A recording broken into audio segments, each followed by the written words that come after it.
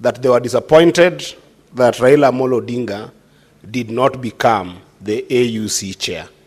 They had hopes and dreams that Raila Odinga would become the AUC chair so that he could be able to be a bridge between excellence in the continent and our people in Kenya. And indeed, the people of Migori County were championing and rooting for Raila Amolo Odinga. So it is no question that they are sad. And Mr. Speaker, in any sad situation, whether it's death or losing an election like what happened, Mr. Speaker, if you are sad and somebody else is laughing, that person does not want the best for you. It doesn't matter whether whatever brings you sadness is something that brings them happiness. It just means that they don't want something good for you. And therefore, Mr. Speaker, I want to say that anybody who has laughed, celebrated the loss that we had in Addis has got no best interest of our people at heart, especially the delegation that I'm presenting and representing from Migori County. I remember, Mr. Speaker, Nelson Mandela, when one day he was asked by a journalist on his take on the Cuban positioning in terms of the Cuban War with regards to other people as well as Muammar Gaddafi. And Mandela told the journalist that many people think that their enemies are supposed to be South African enemies. Just because you have got some enemies somewhere, they are not going to be ODM's enemies. We as ODM, and we as a people from Migori, and we as a people from Nyanza, and I believe this is the spirit that every other nation that finds himself or themselves in the corridors of the country called Kenya. We don't make enemies because other people have enemies. We treat people with the same attitude that they treat us with. That is the area with which we differ with many people who celebrated this. But that said, Mr. Speaker, Senator Cherargei, would you like to be informed by Senator Cherargei? Senator Cherargei is a very serious ranking member. Let him inform me, but within a short time. Mr. Speaker, I'd just like to, with a lot of indulgence, to inform on the issue of Mandela. It was not Cuban War. It was the Palestinian war on the issue of PLO. Thank you.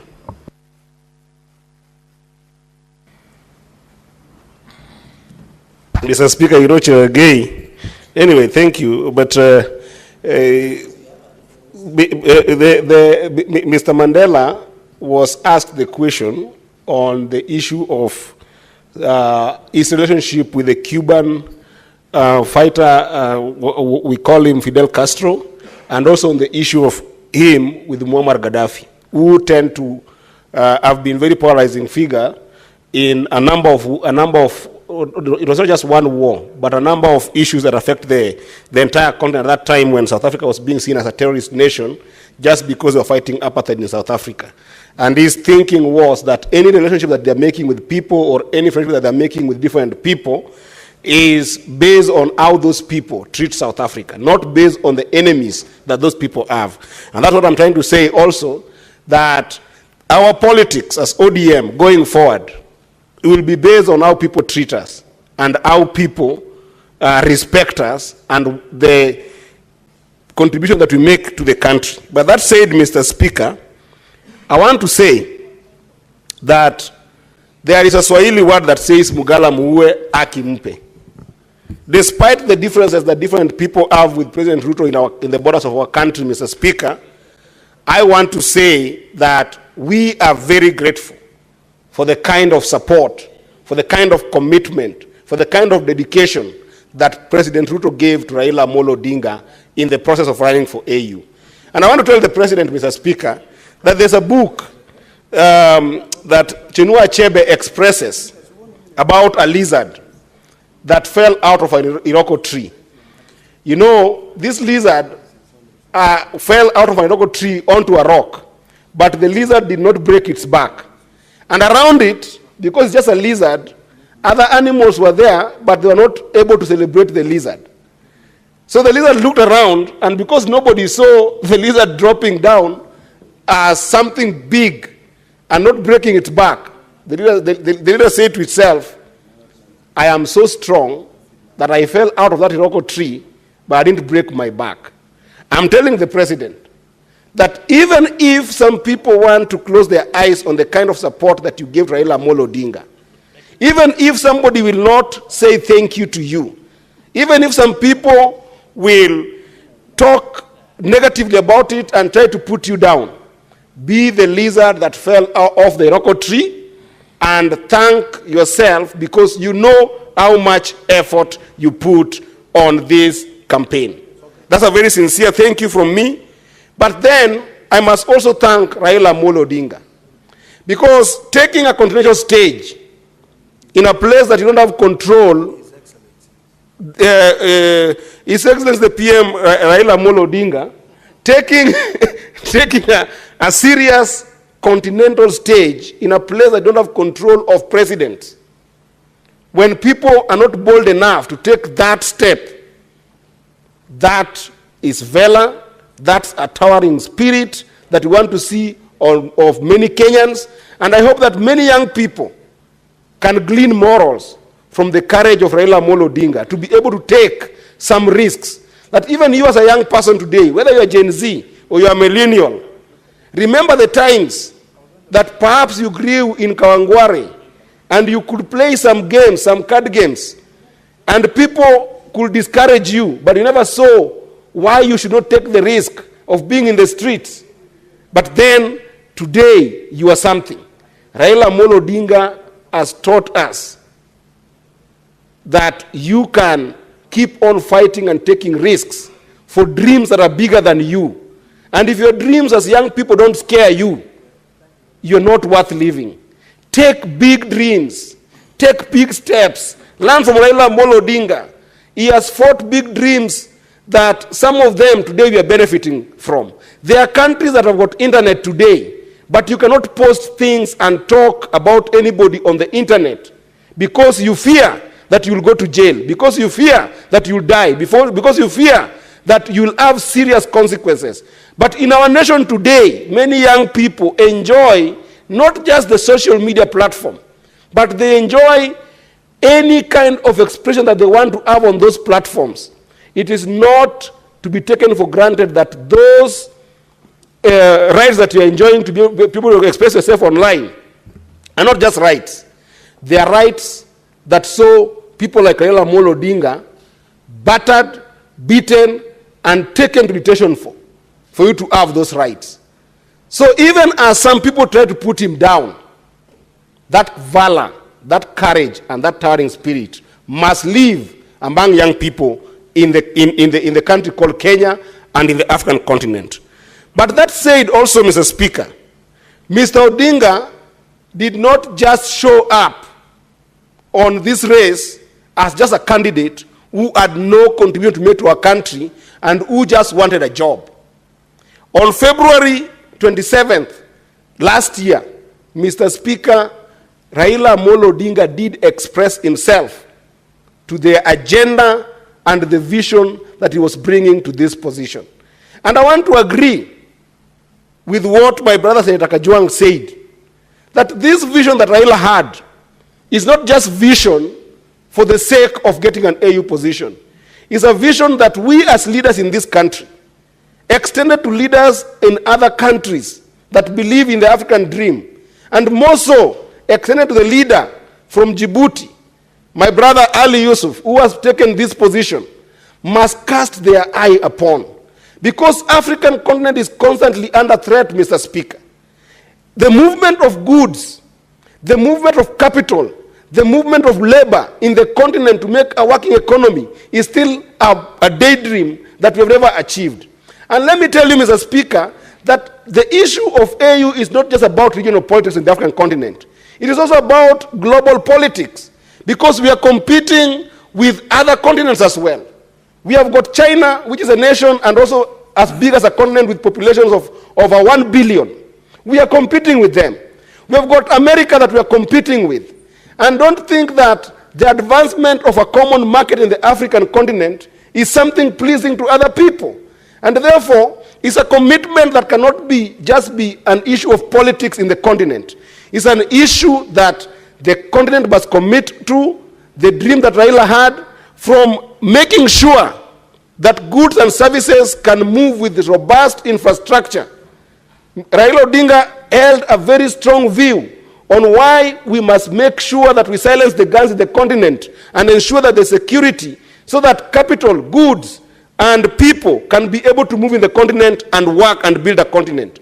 Raila Odinga held the strong view that we need serious connectivity between Djibouti and Senegal, between Cape Town and Cairo, so that movement of people, goods, and services can be easy.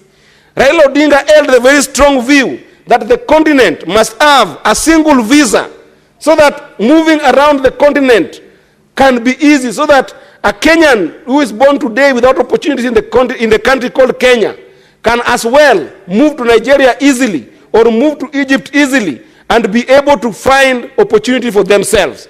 So that somebody who is in Egypt, who cannot find their talent meeting the opportunities in Egypt, can move to Kenya and find opportunity that works for them. The dream of Raila Amolo Odinga was a continent where you are born does not define whether you die or you live. That dream must live with the people of Africa. That dream must live with the President of Africa. And Mr. Speaker, it is not a small dream. It is a dream for which some of us who went to Addis Ababa and saw what happened in Addis Ababa have picked that dream, we will continue with it. That one day, if not us, our children will see a united continent on the basis of economic excellence, on the basis of social justice, on the basis of politics that is good, that can advance the quality of life for the African people. And those dreams will not die because Raila Amolo Odinga cast them on that stage called the continental stage. So it's not a matter of light politics of just being in Kenya. Mr. Speaker, we have seen in this continent young people being radicalized because of lack of economic opportunities, economic emptiness, turning young people to be Al-Shabaab militia, economic emptiness, turning young people to be Boko Haram militia. And we see that same kind of trend even in the continent today, that people who the country had no confidence in, when they were serving at highest level and they were impeached in these houses, Mr. Speaker, radicalizing even young people who are in this house. You find young people being made to sing Mau Mau wars, to dress like Mau Mau, to live themselves unkempt like Mau Mau, to start behaving like Mau Mau in a way that is radicalizing people who are elected to come to this house to be able to promote a concept of national unity, promote a dream for young people in this country, and they're being radicalized. Therefore, we must start thinking, Mr. Speaker, we must start thinking of how we can be able to make sure that economic opportunity and good policies for young people are made possible. Eddy, one so moment. Radicalization of young people can stop, Eddy, not only in Kenya but in the continent. Eddy, Senator Wakoli, what's your point of order? This is our honorable house of distinguished high-profile leaders. My good brother, Honorable Eddy, has alluded that honorable members are dressed like, look like, hair like Mau Mau. Honorable Chair, it's important for my good friend to have responsibility of statement of facts, but coming out clearly and showing to us among members here or those without this place, who is it that looks like Mau Mau, hair like Mau Mau, so that the Honorable House is cleared of any misconduct. Thank you, Honorable Chair. Speaker. Speaker, thank you. It seems like the good senator from Bungoma is the only visitor from Jerusalem. I will send him some pictures of Mau Mau, people who fought, and then he can make his own judgment to look at people around who look like Mau Mau. But that said, Mr. Speaker, I must say also that we must also accept the negative that happened in this area, called the fighting for this seat. I want to encourage the majority leader that let's not be blind to the fact that foreign policy in this country is still not sober. And there are positions that you can take as a people that must be based on a foreign policy. Today, Mr. Speaker, whether you are a Democrat or you are a Republican in the American politics, when it comes to certain issues, America has clear foreign policy about them. And I don't think that we don't have a foreign policy that works. I think that we don't have a domestic policy that works. Because if you've got a strong domestic policy, Mr. Speaker, then you extrapolate your foreign policy from your domestic policy. What is our policy about our businesses, Mr. Speaker, for instance? That our businesses that are locally grown, homegrown, must be protected, must be taken care of. If that is our domestic policy, then that becomes the interface with which we interact with the external world. If our foreign policy here around our resources is strong, then that becomes the angle with which we relate with other countries. It is no doubt, Mr. Speaker, that the first round and the second round of Mr. Odinga's votes, he had consistently been ahead of Djibouti. And even if we don't know who voted because it was secret ballot, Mr. Speaker, we can say without a doubt that the shift started happening when the candidate for Madagascar dropped. And that shift, when it happened, we saw the Djibouti candidate gaining votes. Therefore, even if we are not mathematically sound, we can argue that there is high likelihood that the people who are voting for Madagascar shifted to Djibouti. And that is an indictment to our foreign policy. Why did they shift in that direction? It means that we haven't chosen as a people that on certain issues that are cross-cutting in the continent, whether it's the DRC war, whether it is the coup in the continent, a number of coups are in the continent, whether it is the issue around Israel, whether it's the issues around Commonwealth, all these issues, Mr. Speaker, must have one inclination. They must have an inclination towards a sober domestic policy that defines how then we engage the external world. It has to be that our nation must advance our national interests first when we are approaching the world, because that is the only way we survive as a country. And there are a number of areas that I think that these particular laws gives us an opportunity as a nation, gives the president an opportunity as our leader, gives the executive an opportunity as the cabinet, and gives us as a parliament opportunity to be brave, to be courageous, to be honest to ourselves, and interrogate the strength of our policy when it comes to our domestic inclination. Because if we don't interrogate that and bury our heads in the sand, Mr. Speaker, we will not be stronger tomorrow to face such wars. And lastly, Mr. Speaker, I must say that Honorable Raila Odinga, His Excellency Baba, is a person who has got zeal and zest to have a country that works. Even at instances that in the past regimes, Baba has supported some elements of people in governance, he has never taken any opportunity or discarded any opportunity to talk about the ills that are in government, to talk about the excesses that are in government, and to talk about bad things that are going on in the country. Including recently, when we were dealing with the issues of abductions, Baba Raila Odinga stood firm